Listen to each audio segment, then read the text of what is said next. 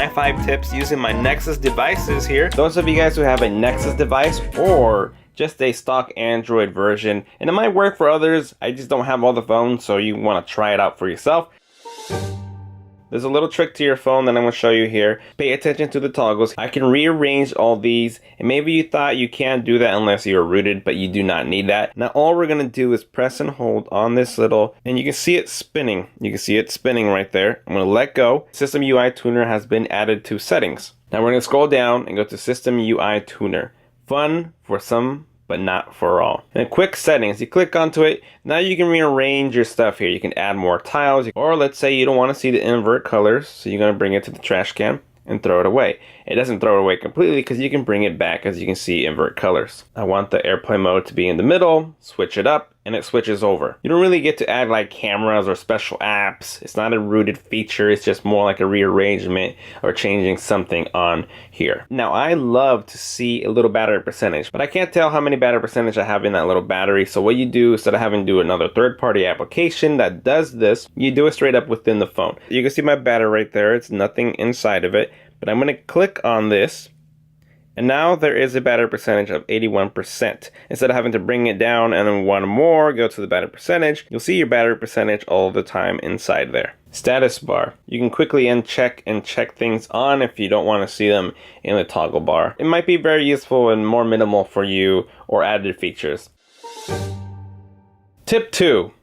Going into your settings, you want to go into About Phone and click on your build version 7 times. It goes 1, 2, 3, 4, 5, 6, 7, and it'll bring up your developer mode. But don't worry, you're not really going to mess up your phone. It's not like a real hack or a root thing, so you can, revert back to it. So we see developer options here. There's a few things in here that I do not know what it means, so I don't even move it, I don't even care about it.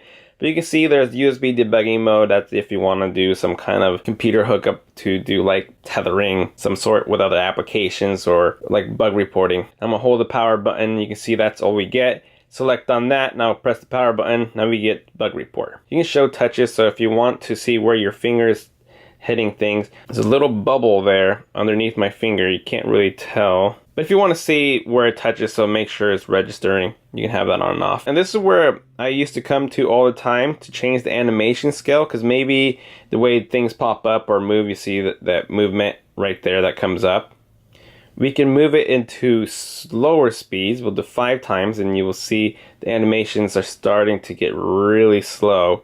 So now push that and you see that? The animations move very smoothly and very slowly. So if you want to make your phone feel faster, you want to set it at like 0.5 or even turn them off completely. It just looks and feels like it sped it. And if you go off, that means you're going to save some battery as well. And everything's just going to just show up. It's not going to have any animation, just going to show up. Strict mode, show CPU usage. You click on that. You get your CPUs there showing up. Every time you leave an activity, it'll close it so it's not running in the background. You can see background process limit. If there's apps that you don't really use but you still want to keep installed, you can just touch on that. And inactive means it's not going to try to run or keep working on the background. It's going to stop it. So you got ways to turn them off if they're not active but you still want to keep them. And that's also a step if you wanted to root. Maybe you don't have enough internal memory. You already removed your pictures, videos, and moved files over to make room, but you still don't have enough. Well, this is what you got to check out. Go into your settings, go into your storage and USB. It might say something different. Just go to your storage. As you can see here, I've only used less than 6 gigabytes on my 64 gigabyte. The reason why I don't have a lot of stuff taken, because I remove a lot of apps, I remove a lot of games, and all my pictures and videos go over the cloud on my Google Photos. So I will always have enough room. But we can see the apps are what takes the most memory on my phone. But going to the bottom, we can see cached data. There's 1.2 gigabytes of data being used, which can be released and nothing bad will happen to your phone. Let's clear that. I'm going to clear that. I've seen it up to 5 gigabytes of cached data. Now look at my memory, the 4.60. Now I released more memory for me to be able to download if you weren't able to. So that's another tip there. But also, guys, I recommend storing your pictures on the cloud. Tip number 4, disabling applications. Those of you guys who have a lot of bloatware or applications that you never use but you can't remove them because you're not rooted. Play movies. Now, I can't remove Play Movies. Now, maybe your home launcher does not allow you to do it this way, But you can see I'm going to go to app info. Now if you want to go into your apps, you want to go into your settings, go to apps, and find that application again, Google Play Movies. Now I can't uninstall it because I have to have it, but I'm going to force stop it. You don't need to press that at all, but it'll say computing there, which you don't have to wait for, and you press disable.